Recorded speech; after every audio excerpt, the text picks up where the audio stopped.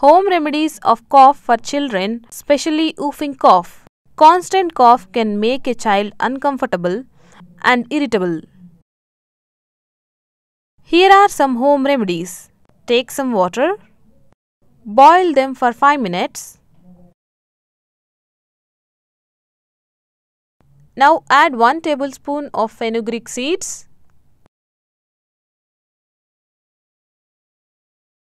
and filter this mixture into a cup.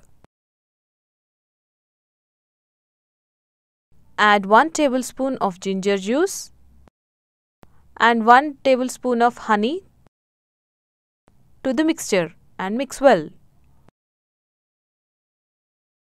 Give this mixture to the child in 4 equal doses throughout the day.